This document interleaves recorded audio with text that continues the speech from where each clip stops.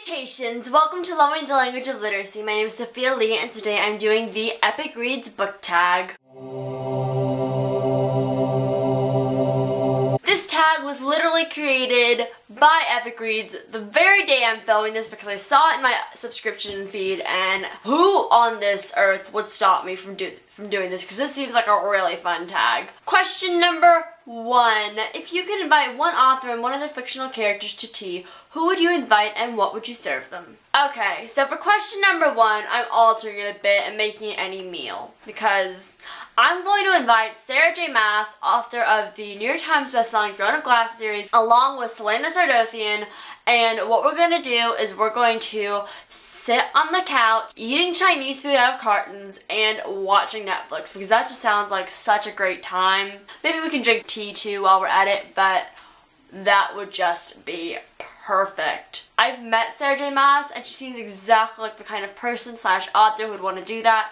And Selena, when she's not busy killing people, is a pretty cool, chill character that likes her fanciness, so I'd have to be sure to order the top quality tea. Question number 2. What book do you wish the author would write a prequel for? The book I wish an author would write a prequel for is actually Sarah J. Maas.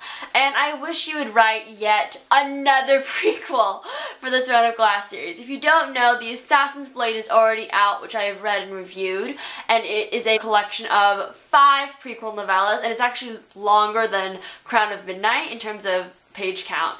But I just want to know more about Selena and her upbringing, especially more depending on what we've learned in the later books, because The Assassin's Blade was written before a lot of newer revelations from the latest book has come out. Question number 3. Which 2 characters not from the same book do you think would make a good couple? The 2 characters I think that would make a fantastic couple are Andon from Legend and Lilac LaRue from These Broken Stars.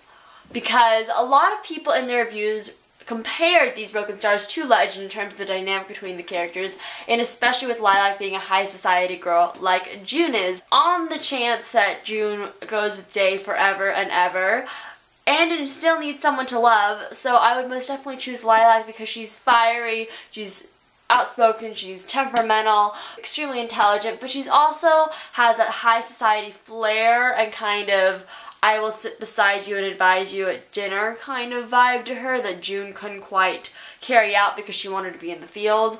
But I think Lilac LaRue could most definitely pull that off. Question number 4. If you ran into your favorite author on the subway and only could say one sentence to them, who is it and what would it be? Oh my gosh, I don't know which one I should pick. I would say Rick Riordan. I know he does not live in New York, but you know, it just says the subway. But I would basically do the longest, most run-on sentence you've ever heard to him because I have so much I want to say to him, so I'm just going to fit it all in one sentence. Kind of like my Blood of Olympus Instagram caption. And what I would say to him is basically, "Dear Rick Riordan, thank you so much for creating this wonderful series. You've changed my life in doing so. I've loved the Percy Jackson books since I was extremely young, and I can't believe I get to even look at a man as great as you are." And then he would say some snarky remark and walk away in terror because of my creepiness. Question number 5. What book made you a reader and why? So I was a reader since I actually could physically read, and while I don't have that book with me, it was something about monkeys, I'm pretty sure. I would have to say a book that got me into avid reading is Percy Jackson and the Olympians. In my most influential books tag, I show off my original copy I ever read, which is extremely beat up, as you can see. But it's extremely well loved, and this is what got me into avidly reading, as in give me all the books and all the things because I want them now kind of reading. Question number 6. Incendio! Your bookshelf just caught on fire. Show us the one book you save. But it's extremely well loved, and this is what got me into avidly reading, as in give me all the books and all the things because I want them now kind of reading.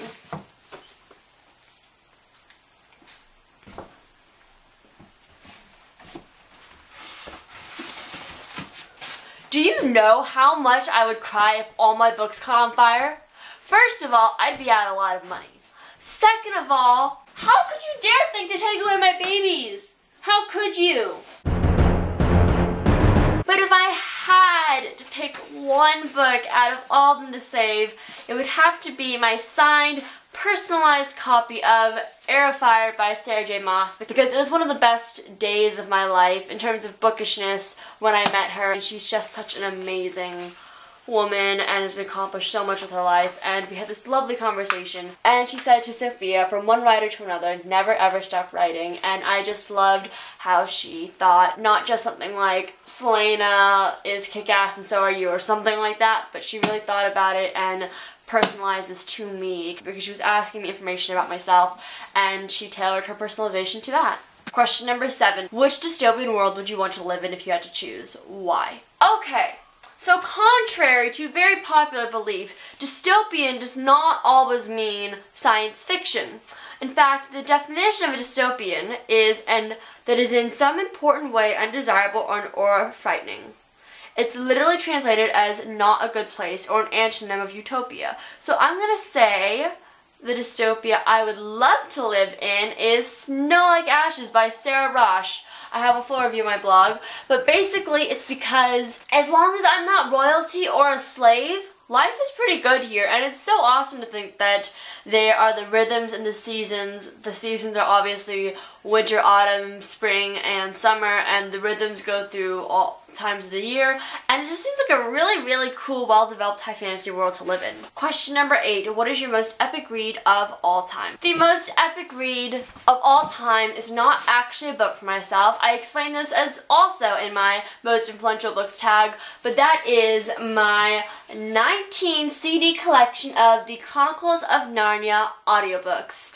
This has literally shaped me, formed me, taught me how to write, taught me what I like to read, and is the best series I think that has ever been written because of its diversity and the way everything is so well interwoven. I haven't read all these books, but I most definitely have listened to them, and I know them inside and out as if I had read them. And one day, it might be this year, I'm going to buy myself a very nice and fancy box edition hardcover, and I shall marathon the entire series because I want to actually read these words that this genius author has made. I'm going to link in the doobly-doo tag for this video because I most definitely want people to do this, and tell me what you think of the tag that Epic Reads created. Thank you so much for watching. I hope you had a great time. Keep calm and read on. Goodbye!